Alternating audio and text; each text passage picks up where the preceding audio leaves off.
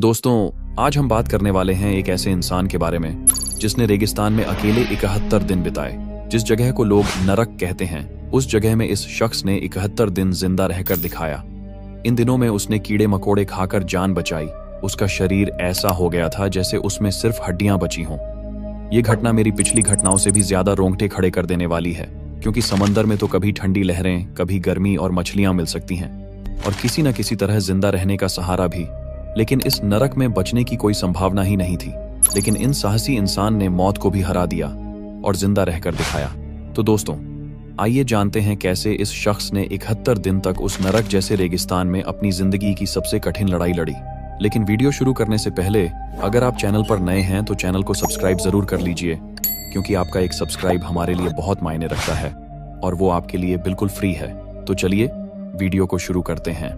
ये कहानी शुरू होती है एक ऐसे आदमी की जिसने जिंदगी और मौत के बीच 71 दिनों तक अकेले एक रेगिस्तान में जूझकर खुद को जिंदा साबित किया। ये कोई कल्पना नहीं, बल्कि 100% सच्ची कहानी है। नाम है रिकी मेगी। एक ऐसा इंसान जो आम जिंदगी जी रहा था, पर फिर ऐसा हादसा हुआ जिसने उसे दुनिया से अलग मौत के मुंह में धकेल दिया। रिकी मेगी का जन्म ऑस्ट्रेलिया के विक्टोरिया राज्य में हुआ था, लेकिन जब वो किशोर अवस्था में पहुंचा तभी उसकी जिंदगी में एक बड़ा झटका आया।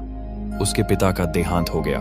उस समय रिकी की उम्र बहुत ज्यादा नहीं थी, पर इतना जरूर था कि उसने उस दिन से समझ लिया कि अब उसके सिर पर पूरे परिवार की जिम्मेदारी आ चुकी है। रिकी ने अपनी पढ़ाई को बीच में छोड़ा नहीं, लेकिन साथ साथ वो काम भी करने लगा। उसे यह समझ में आ गया था कि अगर जिंदा रहना है तो मेहनत करनी होगी, और वह किसी भी काम से पीछे नहीं हटा। उसने कभी बिजली का काम किया, कभी मछली पकड़ने वाली बोट में मजदूरी की, कभी फर्नीचर उठाने ढोने का काम किया, और कभी कभी छोटे मोटे पार्ट टाइम जॉब भी किए, बस इतना कि घर का खर्चा चल जाए। हालात पूरी तरह बुरे नहीं थे, लेकिन पैसों की किल्लत हमेशा बनी रहती थी। फिर आया साल 2006। उस वक्त रिकी की उम्र लगभग 36 साल थी। उसी साल उसे एक सरकारी कॉन्ट्रैक्ट का छोटा सा काम मिला। काम था ऑस्ट्रेलिया के क्वींसलैंड से वेस्टर्न ऑस्ट्रेलिया के पोर्ट हेडलैंड इलाके तक कुछ जरूरी कागजात और सरकारी सामग्री पहुंचाना। ये कोई आम रास्ता नहीं था। इसके लिए लगभग 3000 किलोमीटर का सफर तय करना था, और वो भी ऑस्ट्रेलिया के सबसे वीरान और खतरनाक इलाकों में से एक, जिसे हम रेगिस्तान कह सकते हैं। वो प्लेन से जा सकता था, लेकिन उसके पास उतना पैसा नहीं था कि हवाई यात्रा कर सके। इसीलिए उसने तय किया कि वो अपनी पुरानी सी कार में सफर करेगा।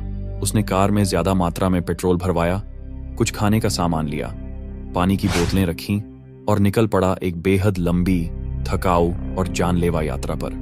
वो रास्ता था बंटाइन हाईवे, एक ऐसा रास्ता जो चारों ओर से वीरानियों और तपती जमीन से घिरा है, जहां कोई मोबाइल सिग्नल नहीं मिलता, और जहां अगर एक बार गाड़ी खराब हो गई तो कोई मदद आने की उम्मीद बहुत कम होती है।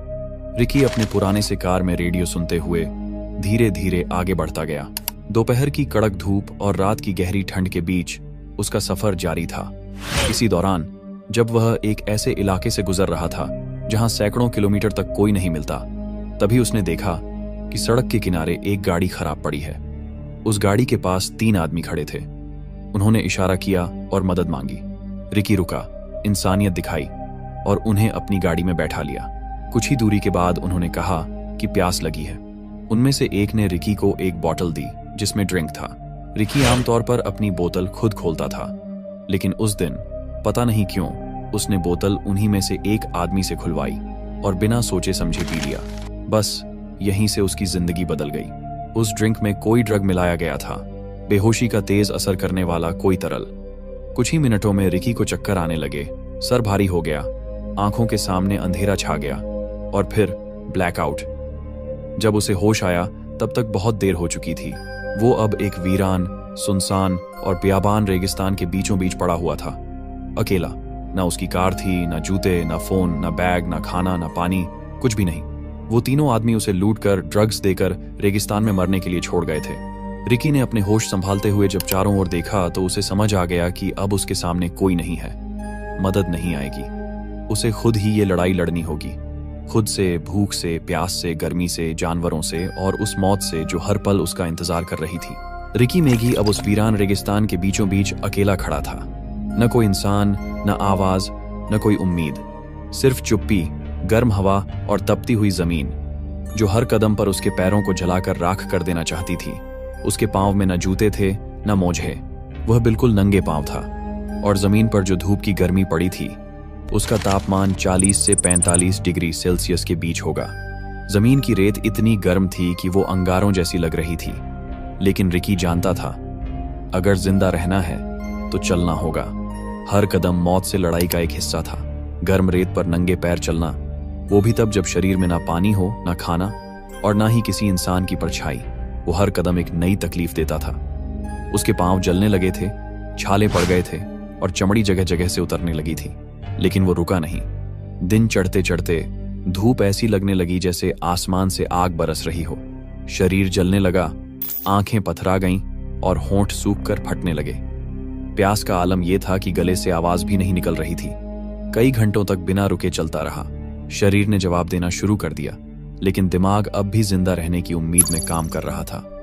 और तभी एक भ्रम, उसे दूर से ऐसा महसूस हुआ जैसे वहां कोई झील है, कोई पानी का तालाब। वो लड़खड़ाते हुए उस ओर दौड़ा और जैसे ही वहां पहुंचा वो सिर्फ रेत थी, आंखों का धोखा। उसके हाथों में रेत आई, पानी नहीं। शरीर अब टूटने लगा था, लेकिन अंदर कहीं एक कोना जिंदा रहने के लिए तड़प रहा था। फिर कुछ घंटों की ठोकर और भटकाव के बाद उसे दूर कहीं एक छोटा सा गड्ढा नजर आया, जिसमें थोड़ी सी चिपचिपी और गंदी सी पानी भरी थी। शायद कोई जानवर वहां आता होगा। उसने बिना सोचे समझे उस बदबूदार गंदे कीचड़ जैसे पानी को पी लिया। उसे पता था ये पीने लायक नहीं है, लेकिन उसे यह भी पता था कि अगर अभी पानी नहीं पिया तो कुछ ही घंटों में शरीर हार मान जाएगा, वो मर जाएगा। पानी पीकर उसे थोड़ी राहत मिली, लेकिन अब शाम हो रही थी, सूरज डूबने को था और रेगिस्तान की ठंडी हवाएं चलने लगी थीं। दिन में जो तपिश थी अब रात में वो कंपी में बदल गई। और सबसे बड़ी समस्या थी, कहां सोए। जमीन पर सोना मतलब कीड़ों, बिच्छुओं, सांपों के साथ सोना। लेकिन किस्मत से उसे कुछ दूरी पर एक गुफा जैसी जगह दिखी। वो हिम्मत करके वहां तक गया, अंदर झांका। अंधेरा था, पर कम से कम ऊपर सिर रखने के लिए छत थी। वो वहीं बैठ गया। शरीर थक चुका था, मन अब भी जिंदा रहने की आस में था। लेकिन उस रात वो नींद में नहीं गया, वो जागता रहा, क्योंकि गुफा में कीड़े मकोड़े रेंग रहे थे।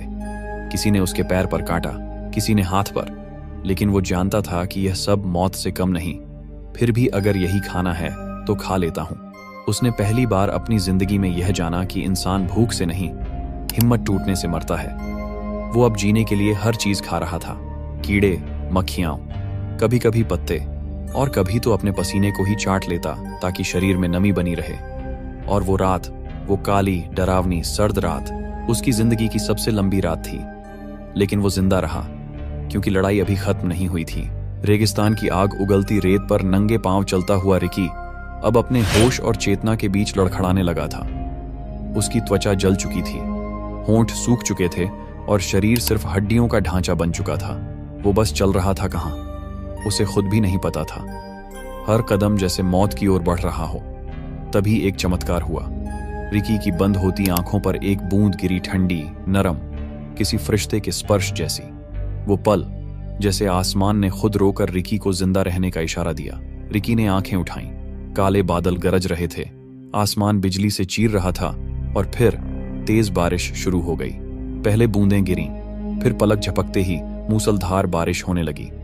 उस सुनसान रेगिस्तान में जहां हर जिंदा चीज मर जाती थी, वहीं कुदरत ने जैसे जिंदगी बरसानी शुरू की। रिकी ने एक पल भी गंवाया नहीं। वो घुटनों के बल गिरा, दोनों हाथों से रेत खोदनी शुरू की। उसे पता था ये मौका आखिरी हो सकता है। उसने 3 से 4 बड़े गड्ढे खोद डाले। हर गड्ढा उसके लिए एक जीवन का प्याला था। बारिश का पानी उन गड्ढों में भरने लगा। वो बार बार उनमें से पानी निकालकर पीता रहा। वो जितनी देर तक पी सकता था पीता रहा, क्योंकि वो जानता था कि यह बारिश कब थमेगी कोई नहीं जानता। रिकी की बंद होती सांसों को जैसे फिर से हवा मिल गई। उसका सूखा गला, फटी हुई जुबान, हर घूंट में जिंदगी महसूस कर रही थी। लगभग 1 से 2 घंटे बाद बारिश थम गई और फिर वही बेरहम सच्चाई वापस आई। रेत ने धीरे धीरे सारा पानी पी लिया। जितना भी पानी था सब जमीन के अंदर समा गया। रिकी खाली गड्ढों को देखता रहा। उनमें अब सिर्फ कीचड़ बचा था, लेकिन अब उसके भीतर फिर से जीने की आग जल चुकी थी। तब तक उसे रेगिस्तान में करीब 60 दिन हो चुके थे। हर दिन एक सदियों जितना लंबा लगता था। उसका शरीर अब बस एक कंकाल बन चुका था। हड्डियां बाहर झांक रही थीं, चेहरा पहचान से बाहर था।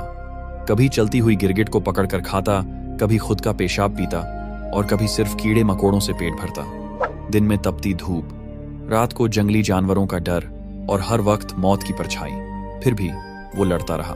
हर बार जब वो गिरा, उसके भीतर की आवाज कहती, अभी नहीं, अभी जिंदा हूं। और फिर आया वो ऐतिहासिक 72वां दिन, 5 अप्रैल 2006।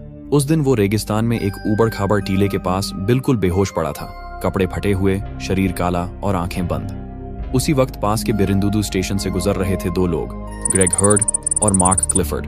उन्होंने दूर से कुछ अजीब देखा। शुरू में लगा कोई जानवर है, पर जब पास आए तो देखा एक इंसान जैसा कंकाल, लेकिन हिल रहा था। वो दोनों डर भी गए थे, लेकिन इंसानियत ने उन्हें रोक लिया। उन्होंने तुरंत हेलीकॉप्टर से मदद मंगवाई और रिकी को रॉयल डार्विन हॉस्पिटल पहुंचाया गया। वहां वो 6 दिन तक बेहोश रहा। डॉक्टरों ने कहा, ये इंसान नहीं, एक चमत्कार है। जांच में पता चला कि रिकी का वजन 106 किलो से घटकर सिर्फ 48 किलो रह गया था। लगभग आधा शरीर खत्म हो चुका था। रिकी मेगी एक ऐसा नाम बन गया जिसने 71 दिन तक मौत से लड़ाई लड़ी और 72वें दिन 5 अप्रैल 2006 को जिंदगी को फिर से जिया। क्योंकि जब इंसान का इरादा जीने का होता है तो आसमान भी पानी बरसाता है, रेत भी पानी पीने देती है और मौत भी हार मान लेती है। धन्यवाद दोस्तों, आपने इस वीडियो को अंत तक देखा, इसके लिए दिल से शुक्रिया।